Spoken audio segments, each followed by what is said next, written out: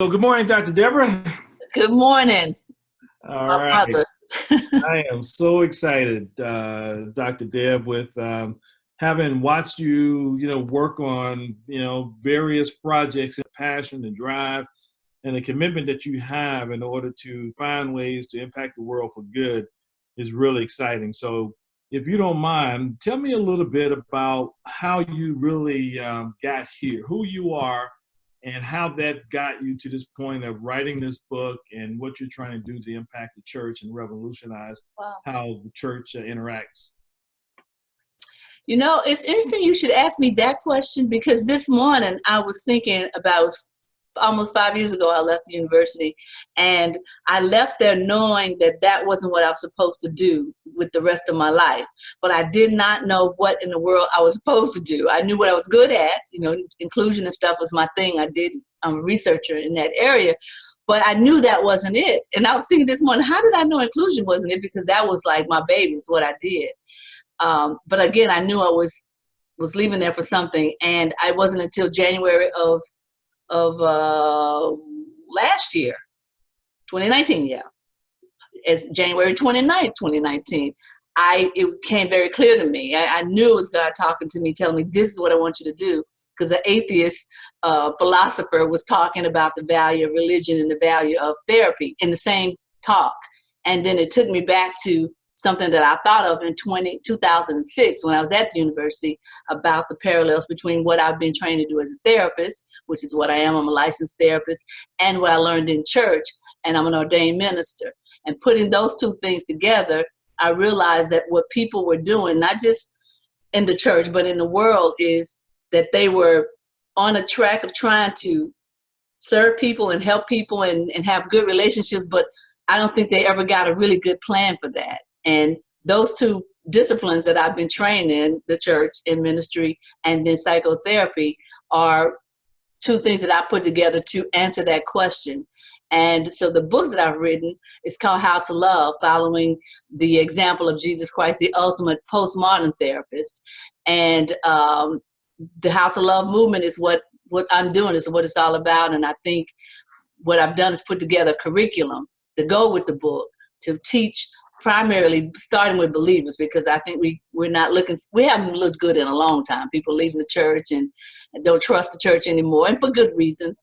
But I think because I know there's some good there, if I can get a conversation going with that group, then my whole goal is to show them what I've learned, the tools that I've used to be a psychotherapist, and how they match up with what Christ did when he was doing his earthly ministry.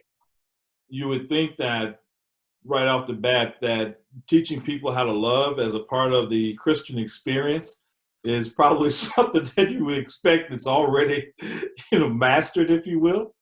So tell me why you felt that obviously there was a need maybe to go back to school on this whole learning how to love thing. I think because we have not thought about our personal issues, as humans, doing things that don't represent what we say we believe. And that's on a macro level and on a micro level, the individual and then the whole system. And so having looked at that and grown up in it, and I realized that if you're a perfectionist kind of person, you're like I am, you were always trying to do the right thing. And I always did try to do the right thing in church and in my life. When I became a therapist, I became worse at that because I learned to look at myself and see what I need to change.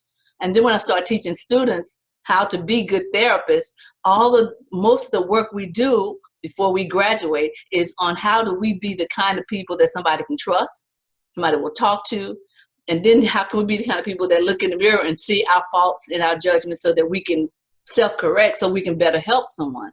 All of that to me is what's missing in the church. And, there's scriptures all over the place on how, on what we should do, I should say, on what we should do. And that is love and serve and be kind and whatsoever thing, how to think.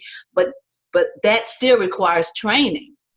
And so that's why I'm offering the idea that we know exactly what we ought to do, but it's execution becomes a problem.